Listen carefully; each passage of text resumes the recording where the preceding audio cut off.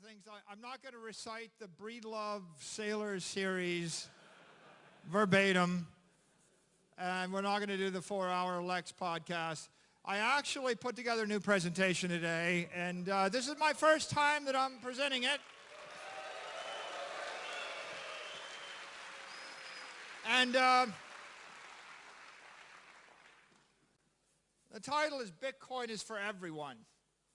And I was asked to talk about how Bitcoin's going to impact corporations and individuals, and I get asked a lot about how do governments perceive Bitcoin, and I've spent I spent a lot of my time dealing with corporations, talking to executives, talking to institutional investors, talking to politicians, reading thousands and thousands of pages of government filings. I'm the kind of guy that I will listen to every minute of congressional testimony just so I know what each of the 40 congressmen said or thought. Admittedly, I'll do it on a speed listen, but I will listen because I want to know what they thought. And so what I prepared today is kind of an amalgam of my views on this, and I think this is the perfect audience to present it to. After I finish, I'm sure I'll get a chance to meet some of you, and I'll look forward to getting your feedback. So I'm going to start with a simple observation I think we all understand. To survive, everyone must convert their work into assets that are scarce, desirable, portable, durable, and maintainable. If you're a living creature, you're converting your work into organic energy. We call it fat. Fat's the most scarce, desirable, portable, durable, maintainable asset in the organic world. It might have been demonized, but if you can't generate fat, you're a type 1 diabetic. Life is going to be short and brutal and difficult. You really need to be able to store energy. Now, if you're an individual, a company, a family, a government, you have the same exact challenge. Now, we all know Bitcoin is the best asset.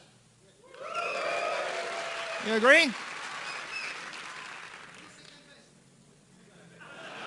And there is no second best asset. And that is why we are here, right? Because we need an asset. Bitcoin is the best. There is no second best. But why is that the case? Well, let's just start with Bitcoin is digital. And the entire world for the last 5,000 years has lived on analog assets. Real estate, gold, silver, paper, money, bonds, buildings, collectibles, sports teams, livestock, cattle, and bales of tobacco, seashells, and glass beads. Now we have a digital asset. In fact, this is the digital asset. Maybe this is the only digital asset. Now, what is that? What kind of asset is it? Well, you could think of it as digital capital. And we've talked about capitalism. There are hundreds of trillions of dollars of capital. Bitcoin is digital capital. You could also call it property. We have hundreds of trillions of dollars of property in the world. Bitcoin is digital property, something you can own. We could also call it wealth. Bitcoin is digital wealth. Analog wealth is when you own hundreds of acres of land somewhere. We can also call it digital money. Money, a medium of exchange, a store of value, a unit of account. But as you see, sometimes when people get wrapped, when they get focused on money, they immediately go to medium of exchange, and they immediately think about a currency, and they immediately get themselves wrapped around the axle in apposition to the peso or the dollar or the naira, and it becomes a very political discussion. When you come back to think of it as property or wealth, then it becomes much less political. And of course, my favorite, Bitcoin is digital energy. Now, fat is organic energy. The universe is made up of energy. Matter is static energy. Einstein showed us that when he gave us the E equals mc squared. He said matter is energy, energy is matter. Now, Bitcoin is more than these things. I could go on for a while, but the point of this is not to talk to you about what Bitcoin is. You already know what Bitcoin means to you. The real point of this discussion is to talk about what Bitcoin means to the rest of the world. Bitcoin's going to have many types of participants in the future. You know, one set of participants One set of people that are going to be plugged into the Bitcoin network are clearly individuals. There are 8 billion individuals on the planet. What are individuals going to contribute to the Bitcoin network? Right? The individuals bring creativity, they bring clarity, they bring conviction, they bring capability, they bring the conscience to the world. And of course, they are going to hodl. They're going to hold Bitcoin for life, right? Now, how many? Lots, right? Right now, there are hundreds of millions of individuals that have an interest in Bitcoin one way, shape, or the other. It's going to be billions. It's going to continue to grow. And a lot of times, a lot of our education is really focused on the individual. But I think that we can't stop with the individual, because these individuals form groups, families, corporations, governments. They perform nonprofits. They form clubs, churches. There are a lot of ways that individual creativity and aspiration manifest itself. And of course, one of my favorites is families. There's a billion families, about a billion families. And why do families matter? They're the future of humanity. That's why they matter, right? Families bring the compassion, they bring the community, they bring continuity, they bring joy, they bring hope. And a family is just a much more powerful unit than just an individual. Families will hodl. And we're starting to think about families now and how they join the network. But there's a third organization, third type of group, an investment company. This is a set of organizations have not been involved in Bitcoin much for the first 15 years of its existence. But investment companies can be, they can be mutual funds, they can be trust funds, they can be exchange-traded funds, these ETFs, they can be hedge funds, and they have not trillions, but probably $100 trillion worth of assets floating out there. And they get to decide how those assets will be disposed of and how they'll be situated. And they are actually acting on behalf of families and on behalf of individuals. So on one hand, you can't write them off when they can decide to reallocate $10 billion from gold to Bitcoin on behalf of 18 million retirees that used to work for the Postal Service, right? And when they make that decision, they're making that decision that impacts families and impacts individuals, but they're also making the decision as a fiduciary. And the last 36 days have been an illustration of how important these kind of companies are, because every day in the market, they're buying hundreds of millions of dollars of Bitcoin, they're trading it, and they're building up billion-dollar positions. This has just started. We're 36 days into a massive adoption of just these exchange-traded funds, but it's going to just keep going. And they're going to ripple all through the world, through all sorts of economies, and they will have a profound impact. And in my opinion, a profound impact for good. It used to be, if you go back to 2018 in the Bitcoin community, if you said the word, you said Larry Fink, they would say, oh, Larry Fink doesn't like us. And in the year 2024, Larry Fink goes on television and speaks to leaders in the world and says Bitcoin is a store of value. It protects the sovereignty of the individual. It allows you to achieve your hopes. It is hope. Larry Fink has said Bitcoin is hope. Now, what does that say to me? It says, we don't have enemies. What we have are people that need Bitcoin that don't yet know why they should be our friend.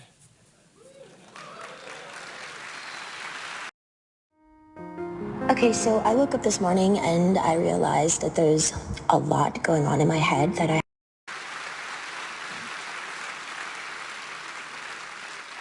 When someone goes on television and they're asked, what do you think about Bitcoin? And they get poked and they're a little bit irritated, they got to ask the question. They're not an enemy of Bitcoin, they're just not prepared for the question. And in fact, over time, the journalist will do the poking because they know the most important thing in the world today is Bitcoin.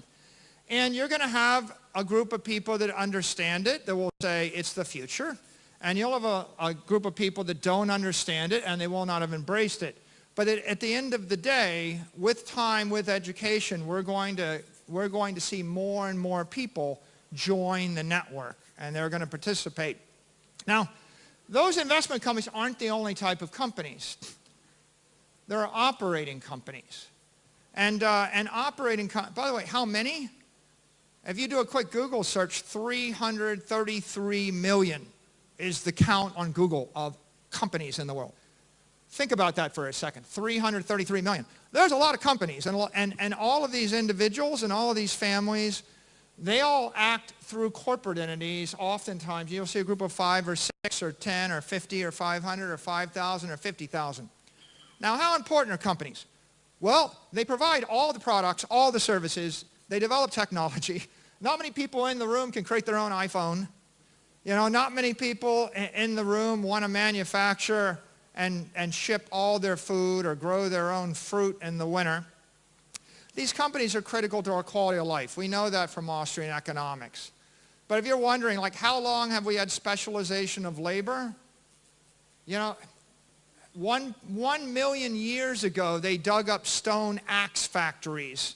And it indicates that 1 million years ago, before we had writing, before there was recorded history, there was a company manufacturing stone axes, which meant that there was a specialized economy with corporations. There were people growing food, there were people hunting, there were people fighting, there were probably people collecting the taxes to pay for the stone axes, for the people fighting. It's all happened before. And today, companies like Apple and Google and Microsoft perform pretty systemically important roles, as does the airline that flew you here, as does the contractor that built the stadium or built the bridges or the tunnels or the airports you landed on. These are important. What are they going to bring to Bitcoin? Well, they're going to bring new services, like Cash App as a service. They're going to bring new products. They're going to bring you your signing devices. They're going to bring you full nodes or integrated nodes or the like. They're going to bring new technology. One day, I believe Apple, Microsoft, Google, they will all integrate Bitcoin and layer 2 protocols like Lightning into their phones, into their computers, into their web services, into their cloud services. They're going to bring cool applications. You know, every single Bitcoin wallet and Lightning wallet is a cool application. They were all made by a corporation. They're going to provide support, and maybe importantly, they provide credibility, right? Companies have credibility with the people. When a large corporation offers something to 1 billion people over the weekend, you get 437 million downloads, right? An individual can't get 437 million people to do anything over the weekend.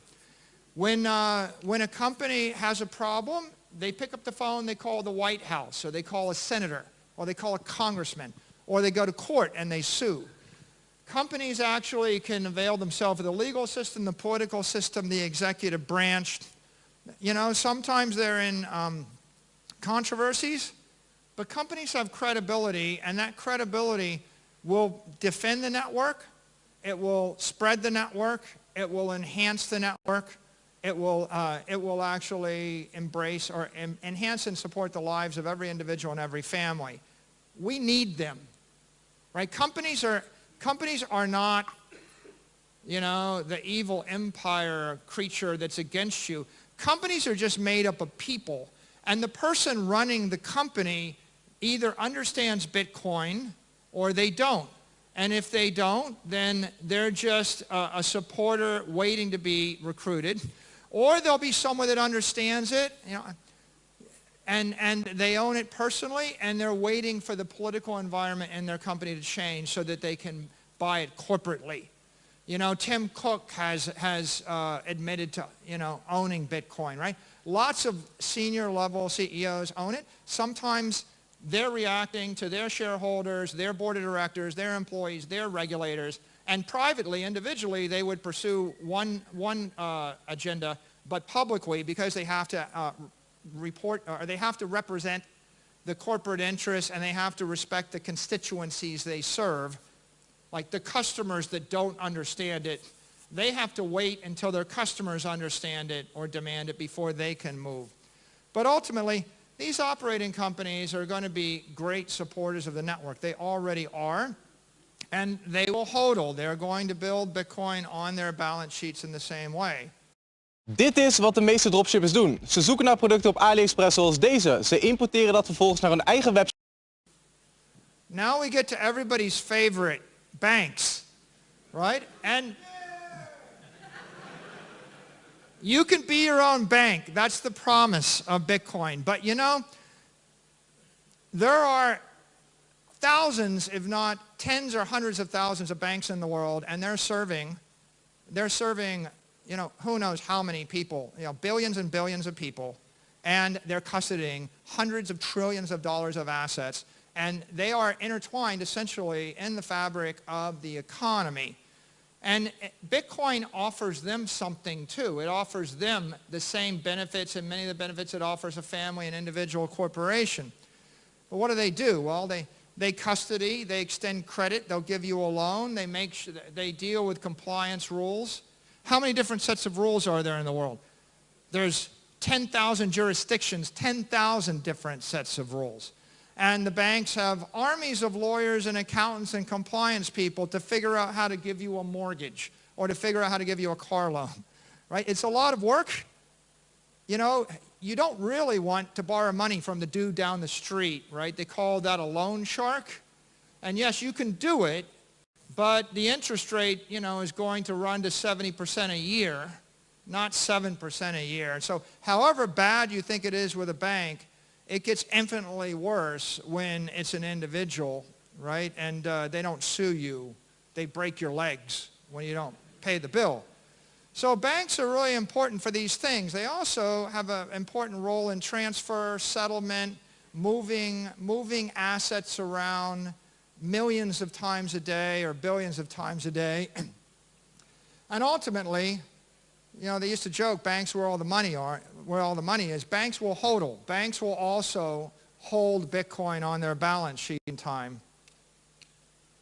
As will nonprofits, right? How important are nonprofits? Your church, your school, right? Your soccer team or your clubs, right? The garden club, the pet club, the horse association, the Olympics. Every possible nonprofit, every activist group. You know that almost 6% of the U.S. economy is nonprofits? I mean, it's an incredible amount, right? And so what can they contribute? Well, they educate, they empower, they will expand the Bitcoin network throughout the world. They'll go places that, you know, maybe you don't want to go, and they will go, right? They will drive engagement, right? They have missions to engage with the weak, the young, the old, the poor. I mean, everybody, everywhere, over the border where you are not. They go into dangerous war zones. They're the Red Cross, right? They provide medical services, right? And they provide advocacy. They're pretty effective at providing advocacy. When they're on your side, they spread ideas all through the world. And when they're against you, they can also be not so good. And they're endowed, right? The greatest endowments of the world, the Harvard, the Yale endowments, right? These institutions like Cambridge or Oxford, they've been around for hundreds and hundreds of years. That's because they have endowments. Bitcoin is the best asset in the endowment, right? This is a solution to them, and this is a need they have. And we will see more and more of them embrace this. And then finally, I could subdivide the world into 37 categories, but I'm going to end with governments, because oftentimes people think, well, the government is against Bitcoin, and what I'm here to say is the government is made up of people, and the government's here to provide essential services everywhere on earth to deal with defense, water, sewer, education, medicine, insurance, social security, for the young, for the old, for the orphans. There's a lot of things governments do, including keeping traffic working and keeping the ports working. And so how do they integrate, what can they bring to the Bitcoin network? Education. We're actually here in Madeira at the only reason I'm here is I was invited here by the president of Madeira, right? So, and let's give them a hand.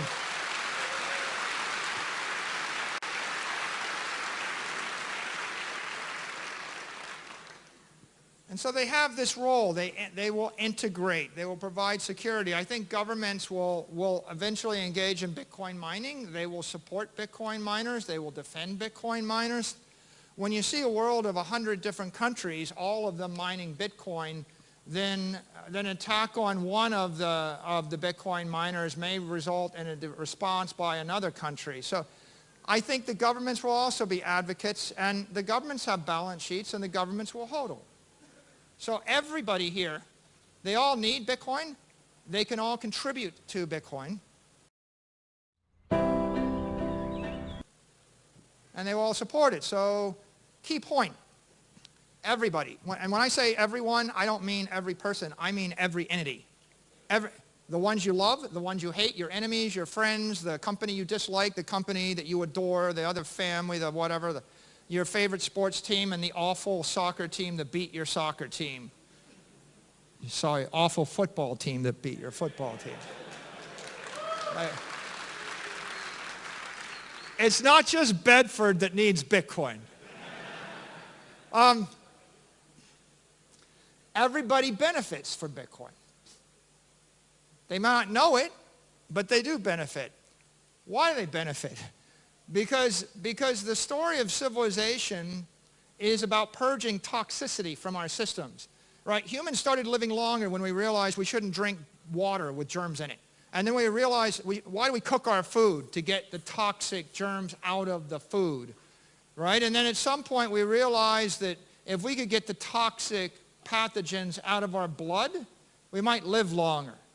Antibiotics are about getting the toxins out of your blood, right? Sterilization, boiling water is about getting the toxins out of the water. Cooking food is about getting the toxins out of the food. We've lived with toxic money for 5,000 years. The money is simply the economic energy coursing through every government, every corporation, every group, every family, every individual. When it's moving through your P&L, right, and it's toxic, it's undermining your performance. But when you store it in your treasury, right, then it's actually just undermining your life expectancy. So toxicity is holding us back. In 1900, the average life expectancy was 50. By 1950, it was 70. That was the conquest of infectious disease. Another way to say it was overcoming toxic pathogens, and we did it with a combination of sterilization, modern medicine, antibiotics. Okay? Everybody wants to live longer. Even the people you disagree with, even the people with missions you don't agree with, they all want to achieve more of it, and they all want to achieve more of it by not being held back by toxicity. So everyone needs it, everyone benefits from it, but the most important point is everyone benefits Bitcoin, right? When the bank that you hate starts to custody Bitcoin, well, that just means that the Bitcoin that you self-custody became worth 10 times as much, right? These ETFs that have bought up 1% of the supply of Bitcoin, well, they have conveyed 100x as much benefit to the people that don't believe in ETFs, right? It's $400 billion dividend to people that don't like ETFs. They're not hurting you.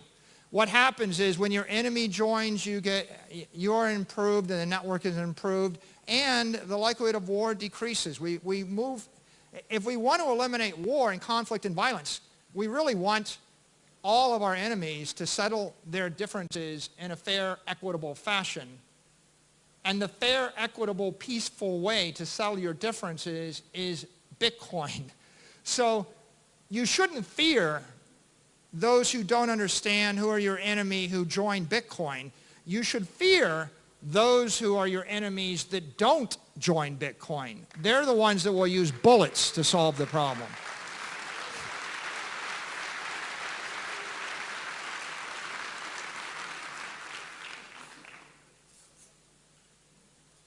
So let's get to the happy part. How are individuals going to benefit from Bitcoin?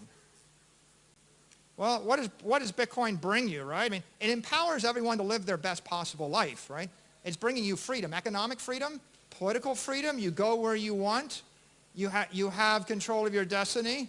It's not that different. You know, for people that fast, we've discovered that you don't got to eat for 3 or 4 days. And when you realize you don't have to eat for 5 days at a time, that's pretty empowering. Like I can go through an airport without stopping to eat. It's pretty amazing.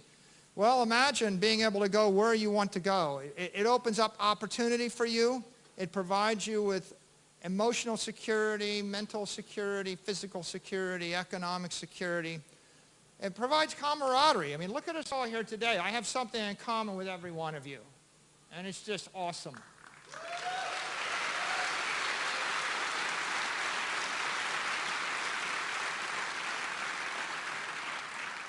I invite you all to think about your relationships and the nature of your relationships before you discovered Bitcoin. And then think about how they changed after you discovered Bitcoin. Right? I just see it as like, it's like coming out of the darkness into the light. Manufacturing in China is all rid.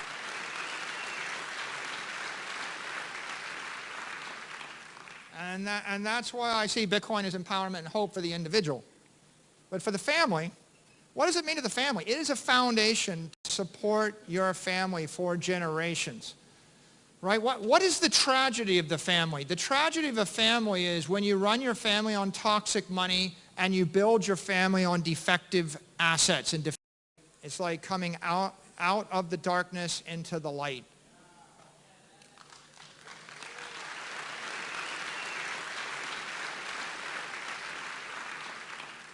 And that's why I see Bitcoin as empowerment and hope for the individual. But for the family, what does it mean to the family? It is a foundation to support your family for generations. Right? What is the tragedy of the family? The tragedy of a family is when you run your family on toxic money and you build your family on defective assets and defective property. I'll give you a classic cliched tragedy. Our family came to this country. My great-grandfather bought this farm. My grandfather farmed this land. My father farmed this land. Now I can't pay the taxes on it. We got to sell it and all move into like apartments. Why? Because property is a defective way. It was the best idea 200 years ago, I get it. But if you actually own 1,000 acres and then someone comes in and creates a state and a mayor gets elected and the mayor decides to spend lots of money on whatever, and they raise your taxes and raise them again and raise them a third time, pretty soon the people with the farm can't pay the taxes, and then the government decides that you're the bad guy. They take all your land and eject you or evict you. You know, and maybe they don't do it directly. Maybe first you mortgage the farm, and then you can't pay the mortgage, and then the bank seizes your property. And that's a tragedy. And what is the tragedy? The tragedy is you built your family on a defective asset. You need a defective money. Not your fault. I mean, look, you go back a million years, people are dying at age 28. They have no antibiotics. We didn't know that sugar was toxic. Our teeth fell out. We didn't know how to deal with a pneumonia infection. You get cut, you die. You know, someone drinks water, it kills them. You eat the wrong food. You get dysentery. You get cholera. No, you know, whatever. The history of humanity is people dying and suffering because of toxicity.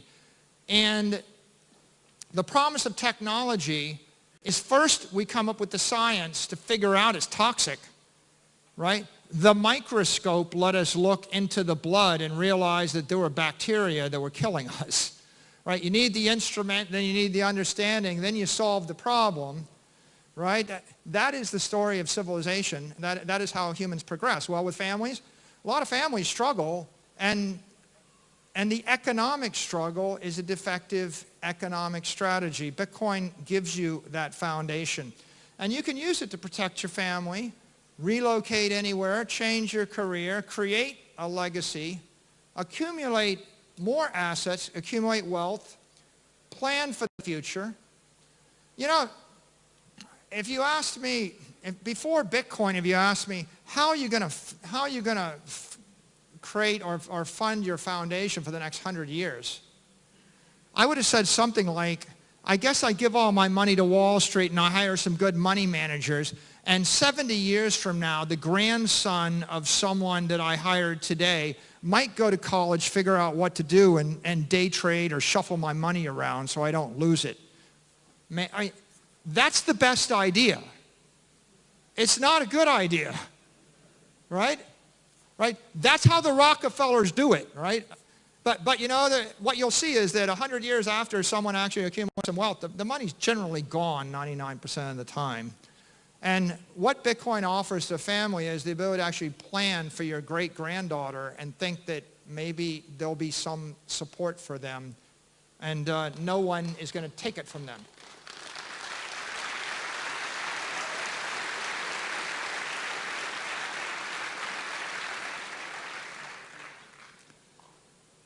Why do those investment companies need Bitcoin, right? They need Bitcoin to attract capital. You see it happening, $600 million flowing into BlackRock yesterday, $10 billion in a month, right? If you look at the ETFs, what you'll see is that the Bitcoin ETFs are crawling up past all the commodities. They're about to eat the gold ETFs, and then they're going to eat the S&P 500 index ETFs. And when that happens... Doe onderzoek. Everybody's going to take note. Vanguard is going to take note. Right? The world is going to change. You can't attract capital without Bitcoin, and you can't outperform. Bitcoin is going to outperform the S&P and gold and bonds, and as it outperforms, everyone who's indifferent and objective, who doesn't know what it is and doesn't care, right? They're going to just say, move more of my money over here, because the world's full of people that would just like to not lose their money, right? And so what we're going to see is investment companies need this to outperform, and that's going to result in them generating income, and that results in them staying relevant, right? I mean, how many people are bragging about their, new gold ETF, right? It's not relevant. It's not relevant. You want to be a leader, right? The people that we look to are the people that discovered or created Google and Apple and Microsoft, and they create the next airplane, and they put Starlink in the sky, and they give us internet, and they give us the next phone, right? Be relevant, be a leader. These companies want to be leaders. You won't find a CEO that says my aspiration is to be viewed as a follower and late to the next great thing. And they all want to create shareholder value, right? You can't create shareholder value by shrinking. And so that takes us to operating companies. It's the same thing. But operating companies, for the most part in the world, are like type 1 diabetics. I had 100 competitors over 20 years. They all failed. There's a 99% mortality rate with these companies, right? You look at the number and you're like, well, I don't know 300 million companies. That's because they're failing millions every single month. They're all failing all the time. Why are they failing? They can't store energy. They can't harness capital, right? What does Facebook do? They give all their capital back to the shareholders in a dividend and a buyback. What does Apple do? They give their capital back in a dividend and a buyback. They take on debt. How do companies fail? They leverage up. They take on debt. What happens when you take on debt? Well, I used to say to people, well, we have 500 million in capital. We could go for 40 quarters. We could go for 10 years and not make any money, and we'll still be in business.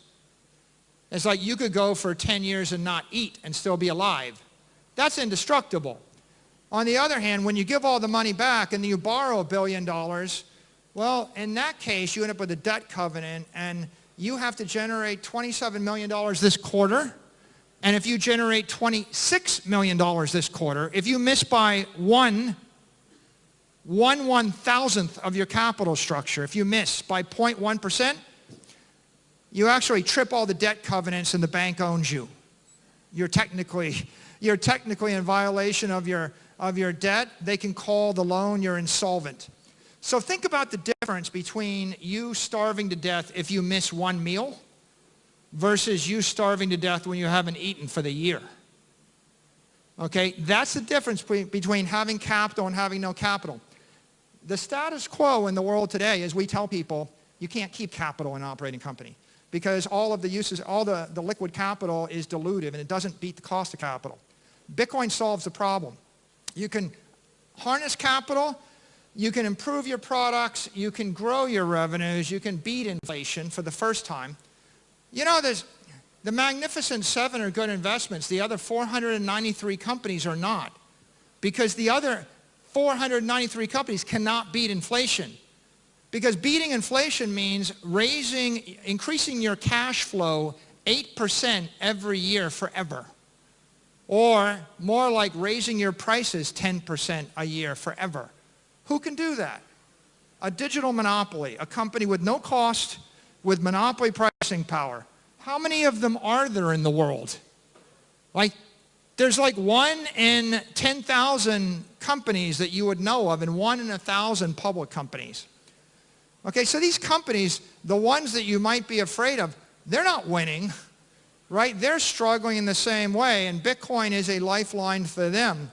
That you could think of them as wage slaves in the same way that you are a wage slave. Everybody is working, having to get 10% more every year just to keep ahead of inflation.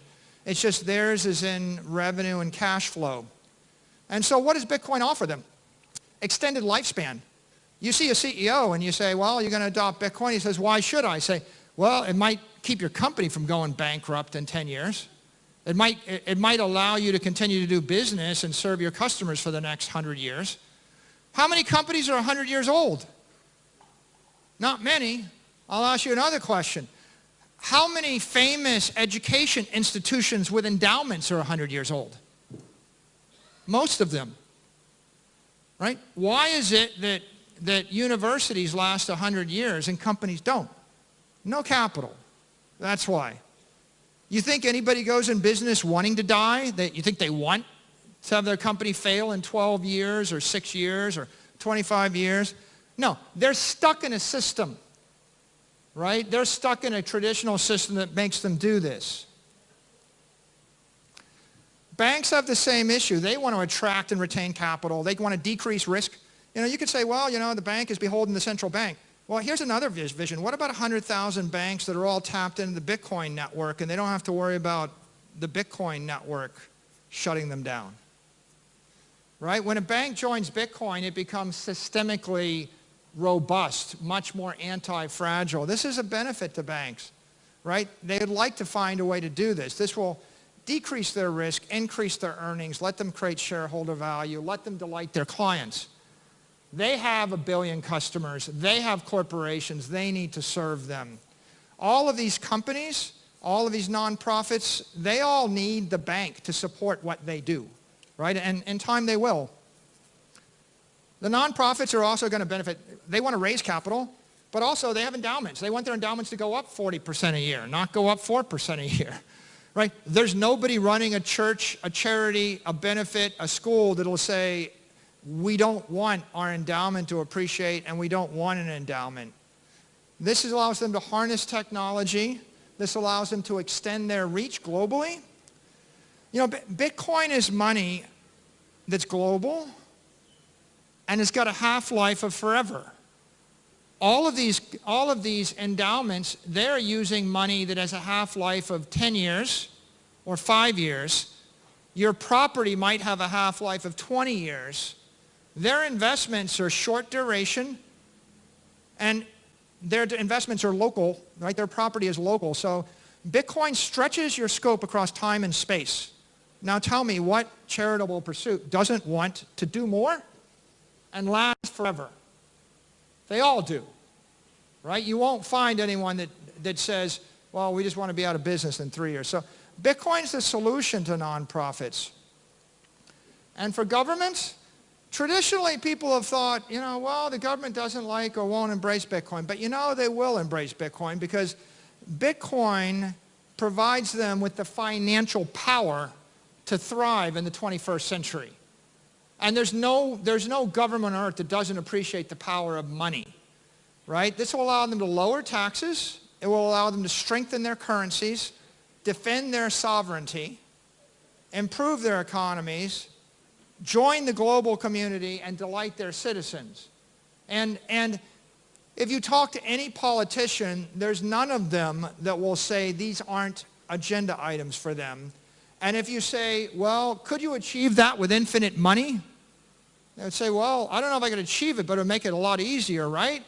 And if you said, well, how about if I just took all your money away from you in 5 years? Would that make it easier or harder? And the answer is, it would make it somewhere between hard and impossible. So now I get to the important part of my talk. This is where you come in.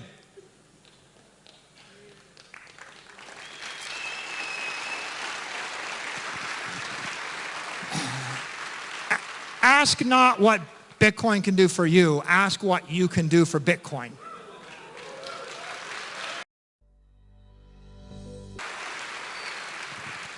Bitcoin needs you. That's the reason. If you're wondering why you're here because Bitcoin needs you.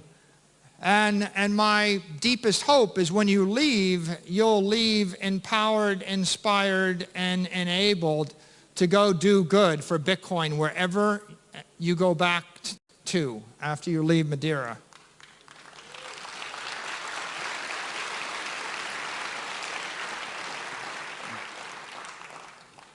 I can't stress this enough. Everyone you encounter is an opportunity to improve the world by gaining their support for Bitcoin. Your customers, your employees, your boss, your investors, your clients, the mayor, the coach on the team, the parents at the PTA meeting, the teachers of your kids, the doctor at the hospital, your dentist. Everybody you run into is an opportunity. And what we can do collectively that'll make the biggest difference is spread to people, right, the knowledge of Bitcoin. It's like, if you knew that drinking dirty water would kill you, you would tell people you love to stop drinking it. If you knew antibiotics could save their life, you would tell them about your experience. When it comes to this, and I've got the orange pill here, and we talk about orange pilling, but I break it down in two different cycles, right?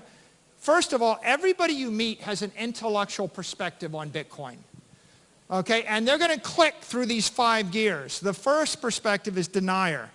Bitcoin is a scam, it's tulip bulbs, it doesn't exist, it's a ghost, a mirage, a pyramid scheme. And if we convince them that, I would show them a picture of all the Bitcoin miners in the world and say, oh, look, there's like hundreds and hundreds of data centers burning more gigawatts of electricity than the US Navy. This is not a scam. This is the most powerful computer network in the world. And we want to get them from denier to skeptic. The skeptic is, okay, I get it. Bitcoin may be a good thing, but it's too good to be true. The government's going to ban it. You hear that a lot. Okay, it's good. I get it. But someone's going to take it away from you, the skeptic.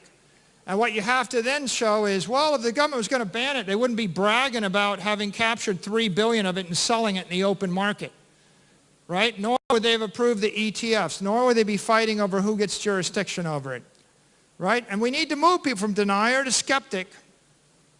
And then the next step, we take them to trader. Okay, well, maybe I guess I might buy some, but I'll probably sell it. I'll buy it if it's going up. I'll sell it if I think it's going down. I don't have an opinion, but look, that's a step up. And then hopefully they get to that next level investor.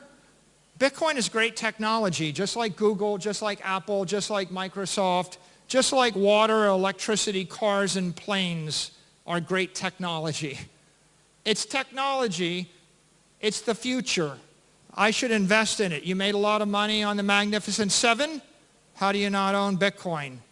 Do you not believe in the Magnificent Seven? You think semiconductors won't make a difference? You don't believe in artificial intelligence? They have the same cycles, by the way. Once we get them to investor, the last step intellectually is Bitcoin is an instrument of economic empowerment. And if Jack Dorsey's here, I give him a shout out. Jack Dorsey put that in my head.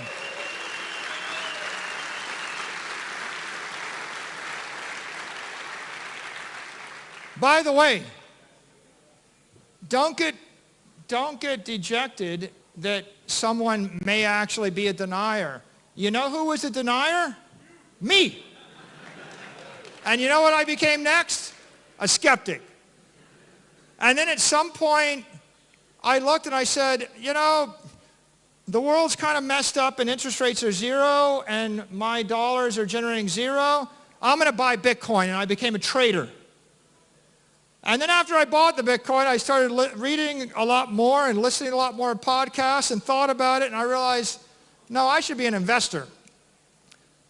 You know, and I would say when you started hearing about me, I was kind of at the investor stage, but it was everybody in this community and every Bitcoin podcaster and every writer and every educator that collectively got me over the line to becoming a maximalist, where I said,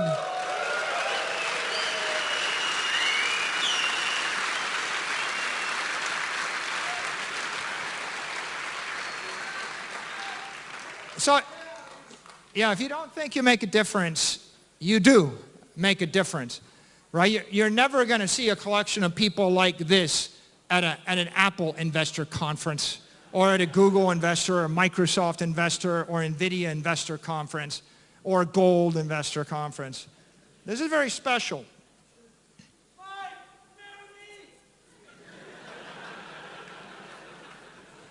I like the orange. I'll marry the orange. When you're orange pilling, right, you're working people intellectually, but there's also spiritual. And they all start as observers. It's all the people writing about Bitcoin on Twitter, and they observe it, but they don't own any. And then they become participants, and then they start to actually buy and build on it. And maybe they own like 1%. And then the believers say, wait a minute, this really is the best asset, and maybe 40% of my portfolio is liquid and my rest of my wealth is in my house. And so they go and they start to put a bunch of their liquid wealth into Bitcoin because they're believers. And then at some point, you get to be hardcore, and I'll call you an adherent, and then you're like all in. It's like the only thing I want to invest in is Bitcoin. You know, I'm not saying you got to sell all your chairs, just the ones you don't need. Protect your wealth by...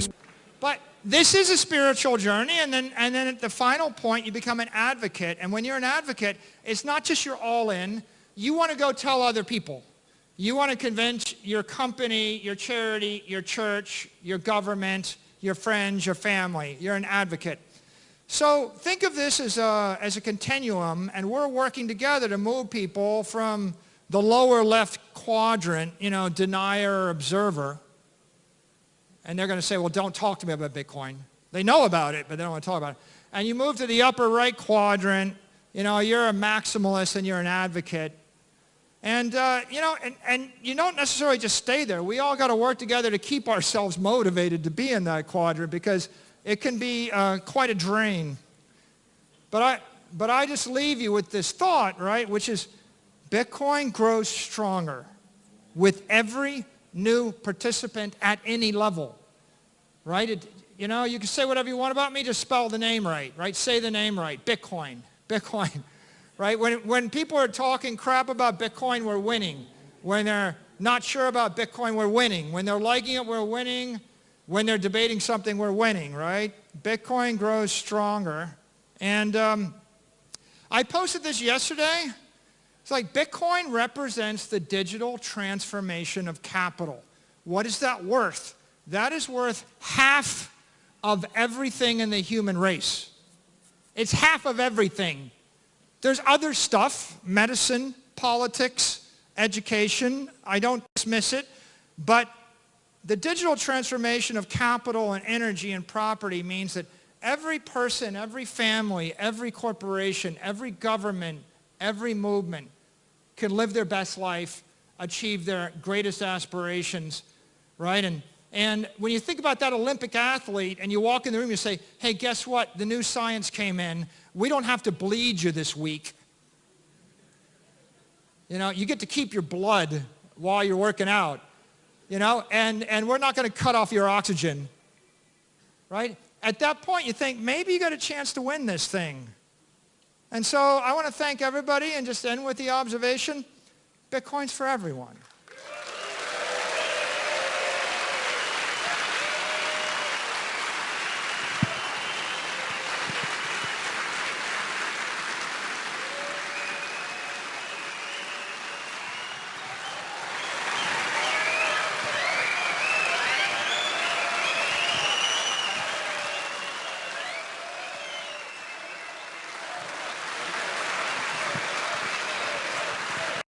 There's one